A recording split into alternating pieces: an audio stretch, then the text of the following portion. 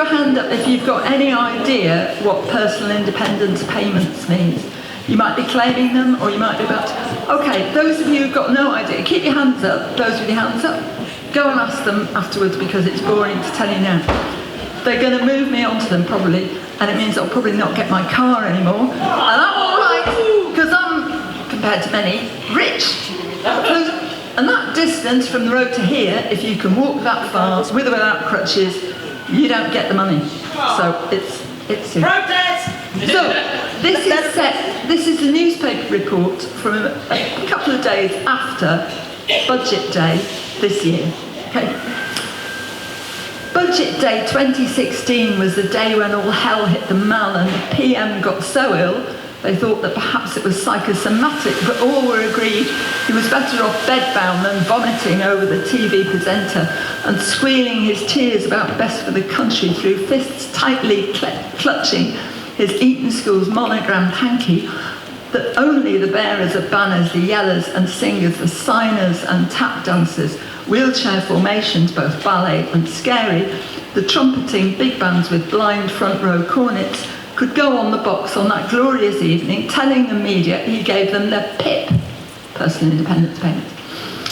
A legation of legless locked to each other had dumped all the padlock keys, trusting their catheter bags would hold out till the bolt cutters came, and viewers at home gawked, reminded of Granny, who'd been tucked away in a home in the country, then gasped, "Oh dear God, it is her, and she's wearing the trousers that's the police, and she's won, go Gran!" Meanwhile, in the blue badge regatta, young anarchists led the old lefties, all of them whooping when pipped at the post by the benefits Malthits, whose one-armed and one-eyed and one-legged captain had taken control of the Silvertown bank of the Thames River barrier, cheerily quoting the Tories, "We're all of us in this together." "Ah, aren't they sweet," cooed the tourists and children, as cuddly assistance dogs loosed from their owners befriended the vicious Alsatians they'd given the grass to. They rushed from their constables into the park, where they pranced round and sniffed bums to their heart's content, forgetting their duty to bite for the state. Wavery pensioners wandered around in the back streets and happened to superglue locks of police cars. So desperate bobbies were running for ironmongers and finding none, trying Harrods instead.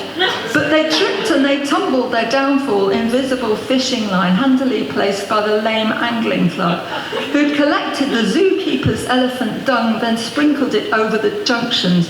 So terrified horses threw off their helmeted truncheoned-up riders, who sat disconsolate, texting their mothers. I think I saw John in a frock at the front. Evening came and the party began. A gold-painted egg cup from Harrods, of course, was given to Digital Digits Inventions.